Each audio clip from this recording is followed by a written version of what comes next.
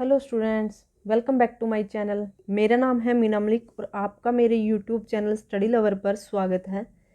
अगर आप मेरे चैनल पर नए हैं तो मेरे चैनल को सब्सक्राइब करें और बेल आइकन पर भी क्लिक करना बिल्कुल मत भूलें, जिससे आपको मेरी वीडियोस की हर नई नोटिफिकेशन मिलती रहे। तो चलिए अब हम डिस्कस कर रहे हैं हमारे 10th क्लास का जो 2.3 एक्सरसाइज है, उसका जो हमारा 4th क्वेश्चन है वो डिस्कस कर लेते हैं आज। तीन क्वेश्चन हम ऑलरेडी डिस्कस कर चुके हैं। अगर आपको उनका लिंक चाहिए तो आपको डिस्क्रिप्शन बॉक्स में लिंक मिल जाएगा। और जो आपका आई बटन होता है 3 डॉट्स के में, ठीक है, आप जैसे 3 डॉट्स पे क्लिक करोगे तो उसके ऊपर आई बटन मिलेगा। अगर आप वहाँ पे क्लिक करोगे तो वहाँ पे भी आपको जो हमारी ओल्ड वीडियोस हैं इनसे रिलेटेड, इन क्वेश्चन से रिलेटेड या स्पेशली 2.3 एक्सरसाइज से रिलेटेड, उनकी वीडियोस भी आपको वहाँ पे मिल जाएंगे। आप वहाँ से डायरेक्ट विजिट करके देख सकते हैं। तो चलिए अब हम जो हमारा 4th क्वेश्चन है वो डिस्कस कर लेते हैं। अब इसके अंदर हमें करना क्या है, तो इसके अंदर हमें दिया हुआ है कि हमें एक पोलिनोमियल दी है, ठीक है, और उसको ना किसी पोलिनोमियल जी एक्स से डिवाइड किया हुआ है, ठीक है। हमें नहीं पता वो जी एक्स क्या है, लेकिन उसको जैसे मान लो हम क्या करते हैं, जैसे हमें पी ऑफ एक्स है, कोई पोलिनोमियल है, उसको हम जी ऑफ एक्स से डिवाइड करते हैं। जब इसको डिवाइड करते हैं तो वहाँ पे हमारा कुछ रिमाइंडर भी बचता है और कुछ क्वोशेंट भी आता है। अगर रिमाइंडर जीरो हो तो इसका मतलब वहाँ पे क्या, रिमाइंडर जीरो भी हो सकता है और रिमाइंडर नॉन जीरो भी हो सकता है। अगर रिमाइंडर जीरो है तो इसका मतलब जो हमारी ये जी एक्स है ये इसकी फैक्टर थी, ठीक है, और यहाँ पे हमारा जो क्वोशेंट आता है वो भी उसका फैक्टर होता है, ठीक है। तो अब यहाँ पे क्या है, जैसे अब अगर हमारा जीरो नहीं है, जो रिमाइंडर है अगर जीरो नहीं होगा तो इसका मतलब जो हमारा जी एक्स है वो इसका फैक्टर तो नहीं हो सकता। तो फैक्टर नहीं है तो हमें क्वोशेंट और रिमाइंडर दोनों गिवन होते हैं, ठीक है। तो हम जैसे मान लो हम यहाँ पे एक इक्वेशन ले रहे हैं, हमने ले लिया 7, उसको 2 से डिवाइड कर दिया तो 2 3 जा 6, तो यहाँ पे बच गया 1। अगर हम यहाँ पे जो ये 2 है ये फाइंड आउट करना चाहें तो कैसे निकलती है, इसको अगर हम लिखना चाहें तो नॉर्मल फॉर्म में ऐसे लिख सकते हैं कि जो 7 है वो इक्वल आया 2 इंटू 3 इन प्लस 1 के।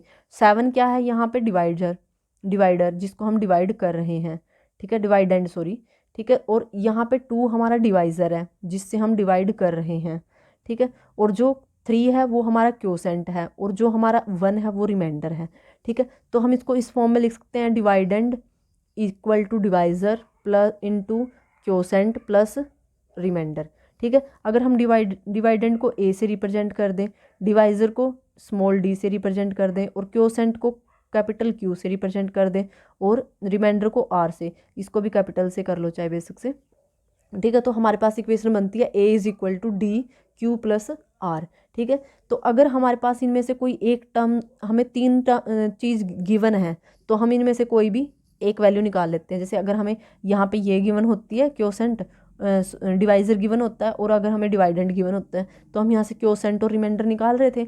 अगर अब हमें क्वोशेंट और रिमाइंडर पता लग जाए तो हम यहाँ से डिवाइज़र भी निकाल सकते हैं, ठीक है। कैसे निकाल सकते हैं अब वो देख लीजिए। तो उसके लिए हमें क्या करना पड़ता है, जैसे अब यहाँ पे रिमाइंडर हमारा क्या है, यहाँ पे प्लस में है तो इसको उधर लेके जाएंगे तो माइनस हो जाएगा।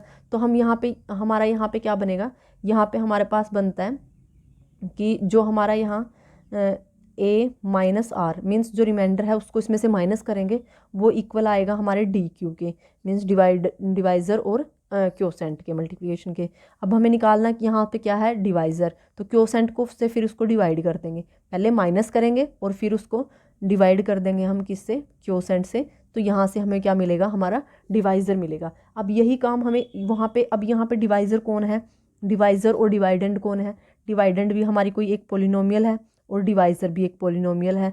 तो जब हम, और यहाँ पे जो रिमाइंडर और हमारे क्वोशेंट आते हैं, क्वोशेंट भी हमारे एक पोलिनोमियल की फॉर्म में आता है, रिमाइंडर में भी कोई कांस्टेंट हो और में भी कोई पोलिनोमियल हो, ठीक है। तो जो भी हो वो, ठीक है। तो अब हमें यहाँ पे क्या करना है, अब हमें ये जी एक्स फाइंड आउट करना है।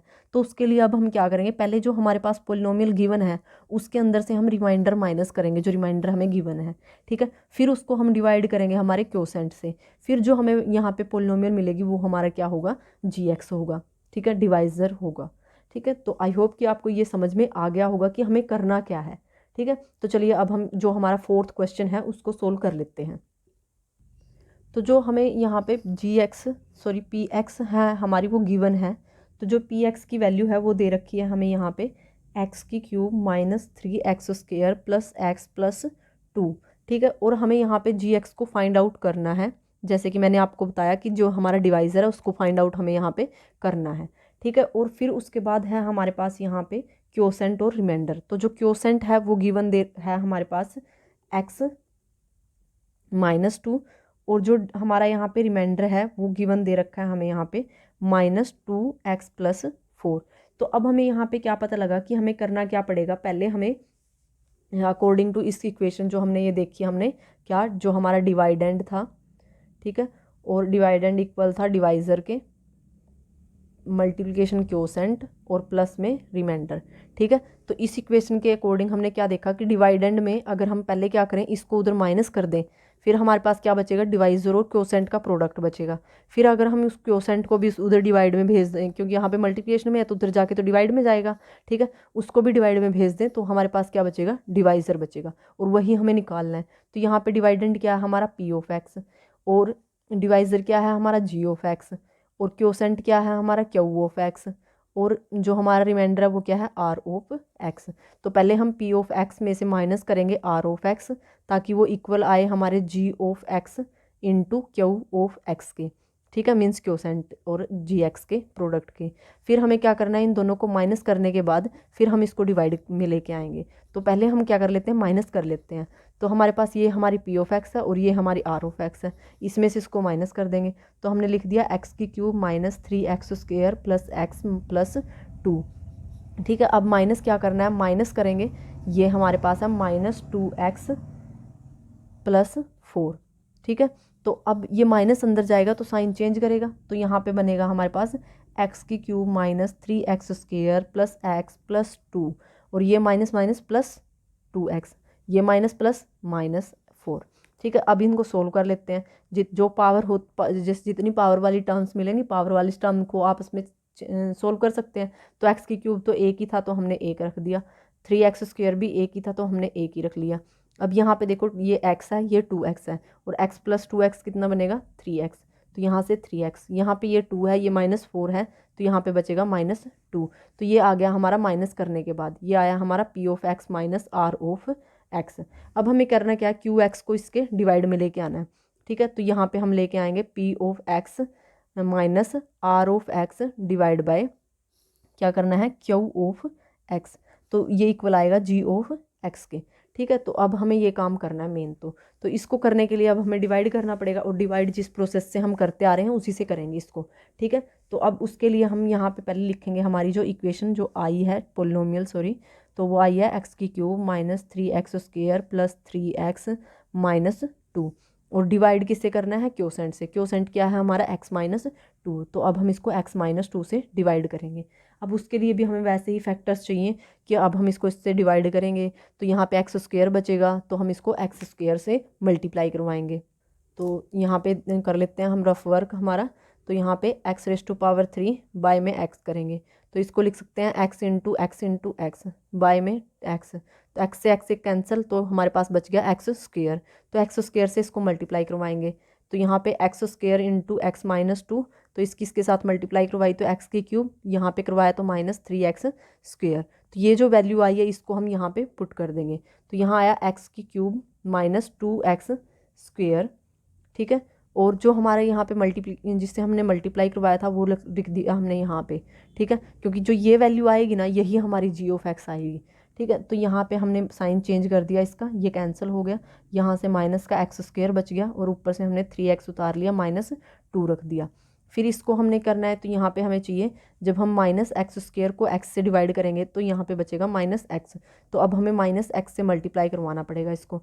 तो इसको जब हम -x से मल्टीप्लाई करवाएंगे तो यहाँ पे बचेगा हमारे पास -x², और ये आएगा हमारे पास यहाँ पे +2x, ठीक है। अब ये वैल्यू यहाँ पे सब्सटीट्यूट करेंगे तो ये आएगा x² प्लस 2x, और ये इस यहाँ पे साइन चेंज करेंगे इसके, तो ये कैंसिल, और यहाँ पे 3x माइनस 2x, तो 1x बचेगा, तो x-2 बचेगा। अब यहाँ पे देखो ये भी सेम चीज़ और ये भी सेम चीज़, तो हम यहाँ पे सिर्फ 1 से मल्टीप्लाई करवाएंगे, तो 1 से मल्टीप्लाई करवाया तो ये बच गया हमारा x-2, साइन चेंज किया माइनस प्लस, ये कैंसिल, ये भी कैंसिल, तो यहाँ से रिमाइंडर कितना बच गया 0, ठीक है। तो ये आ गया हमारा यहाँ पे g(x), ठीक है। तो जो हमारा g(x) आया है वो किसके इक्वल आया है, x² माइनस x प्लस 1 के।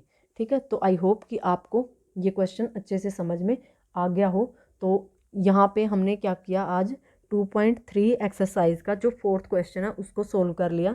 तो अगर आपको इससे रिलेटेड या फिर प्रीवियस जो हमने क्वेश्चन सोल्व किए हैं उनसे रिलेटेड, या फिर आपने अगर आगे भी कोई क्वेश्चन सोल्व कर रखा है और आपका सोल्व नहीं हुआ, ठीक है, उससे रिलेटेड कोई भी क्वेरी है तो आप कमेंट बॉक्स में कमेंट करके बताइए, मैं आपको उसका सोल्यूशन प्रोवाइड करवाऊंगी नेक्स्ट क्लास में। ठीक है, और अगर अभी तक आपने मेरे चैनल को सब्सक्राइब नहीं किया तो पहले तो मेरे चैनल को सब्सक्राइब कर दीजिए, और अगर बेल आइकन पर भी क्लिक नहीं किया तो बेल आइकन पर भी क्लिक कीजिए, जिससे आपको मेरी हर नई वीडियो की नोटिफिकेशन मिलती रहे। और अगर आप मेरे चैनल पर नए हैं, ठीक है, तो भी मेरे चैनल को सब्सक्राइब कर लीजिए, और अपने जो ये वीडियो है अपने फ्रेंड्स को शेयर कीजिए अगर आपको यहाँ पे अच्छा लगा हो ये जो क्वेश्चन है उसको समझ के। तो चलिए मिलते हैं नेक्स्ट क्लास में, तब तक के लिए bye bye and all the best.